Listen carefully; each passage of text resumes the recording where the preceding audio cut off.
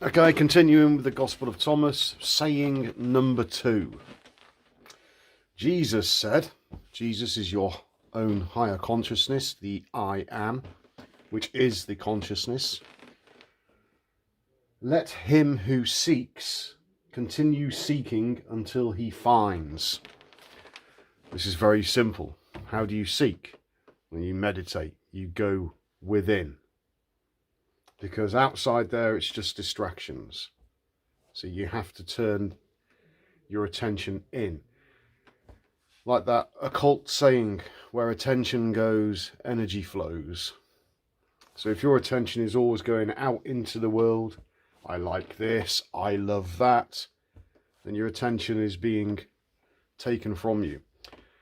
That's why that strange character Jesus said, do not love anything in the world, because if you do, the love of the Father is not in you. Okay? The love of the Father is an experience. Okay? It is tangible, and it's within you. And when you feel it,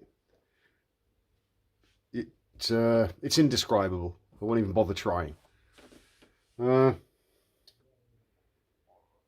keep seeking until you find. Now, to facilitate finding it, this is what a lot of the gurus and Joe Dispenza and people like that,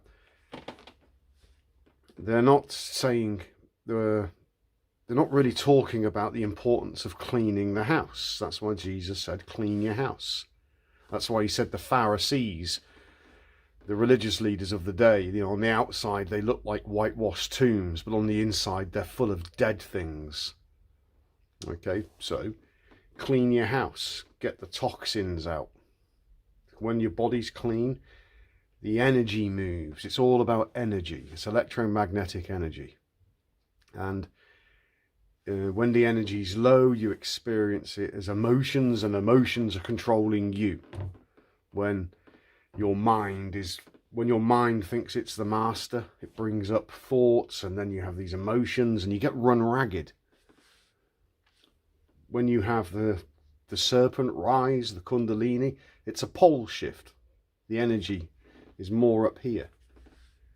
You become upright, and you're not a worker of iniquity. Iniquity means not balanced, and it's all about a balance. It's not about being goody two-shoes. It's not about being charitable and being nice. It's not about any of that. That's just a show. And you know, in the story where the character Jesus is on the cross, between the two robbers, one robber mocked him and the other robber was saved. So it's for everybody. He spoke to tax collectors, repugnant bastards that they are. He spoke to soldiers. The story when he was speaking to the centurion. Yeah, he spoke to everybody, but for people that would listen and respond, for those with ears to hear and eyes to see. So it isn't about being an apologist or a kiss ass. It's about cleaning your individual house and bringing your energy back within. Ultimately, what you're trying to do is store enough energy in heaven.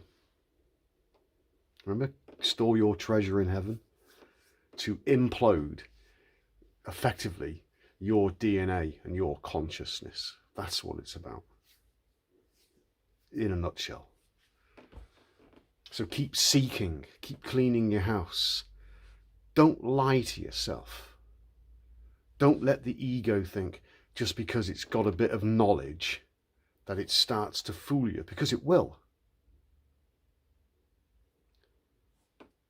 And people say, oh, I stopped eating meat 4 weeks ago. Yeah, you're going to feel better. You will notice a change. That you're just dipping your toe in an ocean. And you know, I felt this, and yeah, look, it's life changing. That's why that character Jesus said, you know, walk away from everything, walk away from your money. If you're not prepared to do that, in other words, your attention, if you can't do that, then you're a rich man, and a rich man can't get in.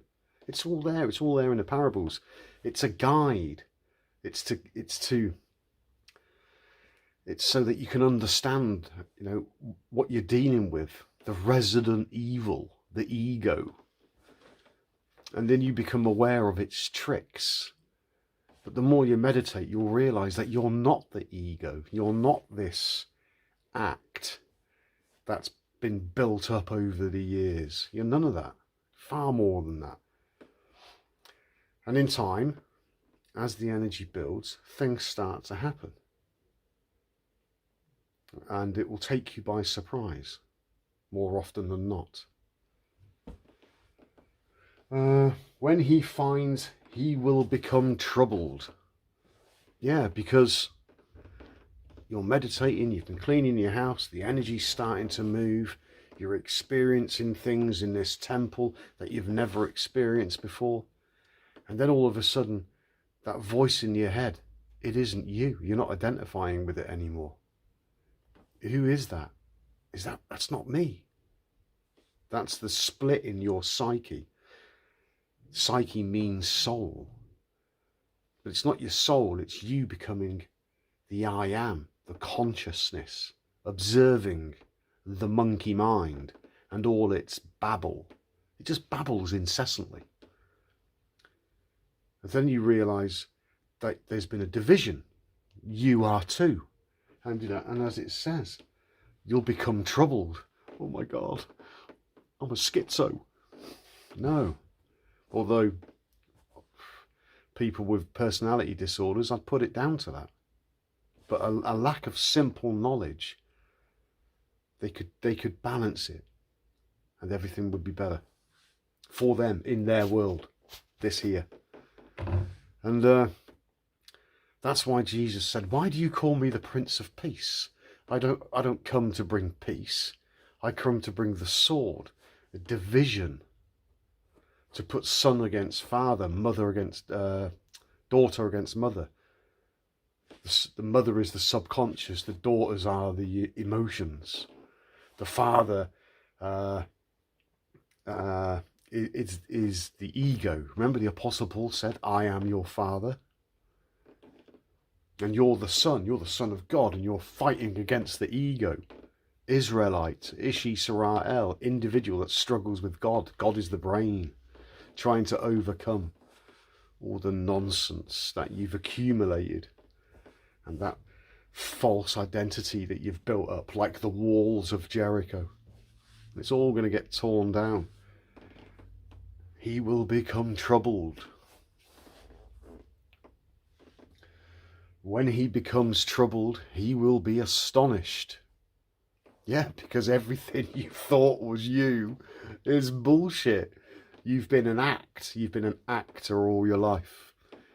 And it's funny because the celebrities, Hollywood, are paraded in front of us. Tom Cruise, Brad Pitt, all those A-list, all those names, as if they're kind of like super beings.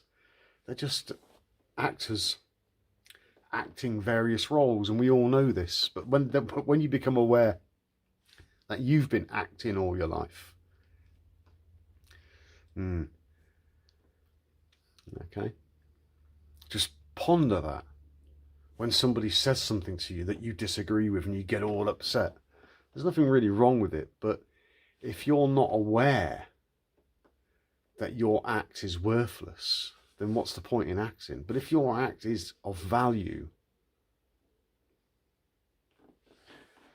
and he will rule over the all. Ruling over this. But I don't think that's what it is. It says the all. The all. Well, that's everything. I have yet to achieve that.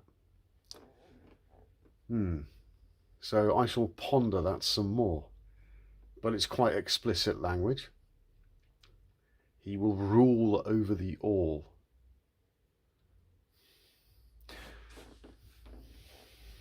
It's interesting, isn't it? Quite a big deal. Something to think about, people.